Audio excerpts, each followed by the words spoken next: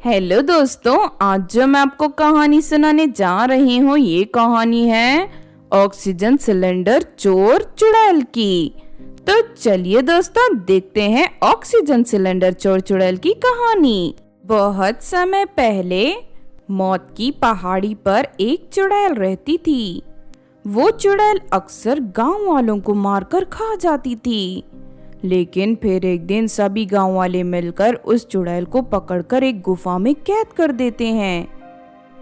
देखते ही देखते कई साल बीत जाते हैं। फिर एक दिन अचानक वो चुड़ैल गुफा से बाहर निकल आती है। अब मैं किसी को नहीं छोड़ूंगी, मैं लोगों से अपना बदला लेकर रहूंगी। चुड़ैल हवा में उड़ती हुई पास के गांव में पहुंच जाती है। उस गांव में चारों तरफ कोरोना नाम की बीमारी फैली हुई थी और गांव के सभी लोग बहुत बीमार थे। तभी वहां एक एम्बुलेंस आ जाती है। डॉक्टर साहब, मेरे पति को बचा लीजिए, उनकी तबीयत बहुत ज्यादा खराब है। तुम चिंता मत करो, मेरे रहते किसी भी गांव वाले को कुछ नहीं होगा। उसके बाद वो डॉक्टर एक एक करके सभी मरीजों को एम्बुलेंस में बैठाकर पास के हॉस्पिटल ले जाता है। डॉक्टर सभी मरीजों को ऑक्सीजन चढ़ाकर उन्हें ठीक कर देता है। ये देख चुड़ैल बहुत गुस्सा हो जाती है। अरे नहीं, ये डॉक्टर तो ऑक्सीजन की मदद से लोगों को ठीक कर रहा है। अब मैं इस हॉस्पिटल में रखे सारे ऑक्सीजन के सिलेंडर चुरा लूंगी। इतना कहकर चुड़ैल वहां रखे सभी ऑक्सीजन के सिलेंडर चुराकर अपनी गुफा में ले जाती है।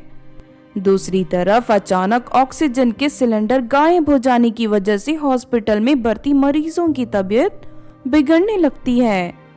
अरे नहीं, ये क्या हो गया? हमारे हॉस्पिटल में रखे ऑक्सीजन सिलेंडर कहाँ चले गए, कहाँ गायब हो गए?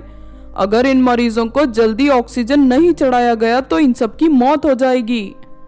ये सुनकर हॉस्पिटल में काम करने वाली लाली नर्स परेशान हो जाती है। पता नहीं अचानक ऑक्सीजन सिलेंडर कौन ले गया।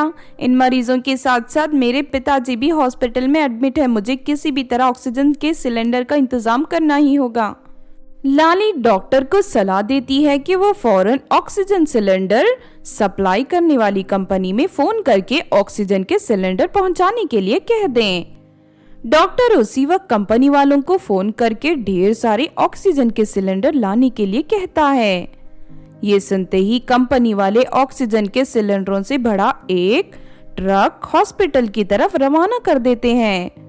लेकिन जैसे ही वो ट्रक जंगल के रास्ते में पहुंचता है कि तभी चुड़ैल अपनी शक्ति से उसका टायर पंचर कर देती है। चुड़ैल ट्रक में मौजूद सभी ऑक्सीजन के सिलेंडर चुराकर वहां से भाग जाती है। उधर जब ये बात हॉस्पिटल वालों को पता चलती है तो सभी लोग हैरान रह जाते हैं। मुझे लगता है कोई जानबूझकर ऑक्सीजन के सिलेंडर चुरा रहा है। तभी लाली को एक उपाय सूझता है। वो हॉस्पिटल के बाहर बहुत सारे नकली ऑक्सीजन के सिलेंडर बनाकर रख देती है। फिर थोड़ी देर के बाद वो चुड़ैल हॉस्पिटल के पास आ जाती है। अरे, इन हॉस्पिटल वालों ने फिर से ऑक्सीजन के सिलेंडर मंगवा लिए। अब मैं इन्हें भी चुरा कर अपने साथ ले जाऊंगी। इतना कहकर चुड़ैल लाली के बनाए हुए सभी नकली ऑक्सीजन के सिलेंडर को उठाकर अपनी गुफा की ओर ले जाने लगती है। ये नजारा देख लाली हैरान रह जाती है। ये तो एक चुड़ैल है, इसका मतलब ये चुड़ैल ऑक्सीजन सिलेंडर चुराकर लोगों को मारना चाहती है। उसके बाद लाली चुड़ैल का पीछा करते हुए चुड़ैल की गुफा तक पहुंच जाती है। तभी लाली की नजर चुड़ैल के द्वारा चुराए गए ऑक्सीजन के सिलेंडरों पर पड़ती है। लाली उसी वक्त फोन करके हॉस्पिटल के लोगों को वहां बुला लेती है। उसके बाद वो सभी लोग चुड़ैल के सोने का इंतजार करने लगते हैं। रात होते ही चुड़ैल को नींद आ जाती है और वो खर्राटे लेते हुए सोने लगती है।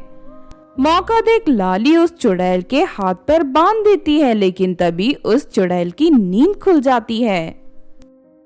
तुम लोगों की हिम्मत कैसे हुई मुझे रस्सियों से बांधने की? अगर तुम लोग अपनी जान की सलामती चाहते हो तो मुझे इसी वक्त छोड़ दो।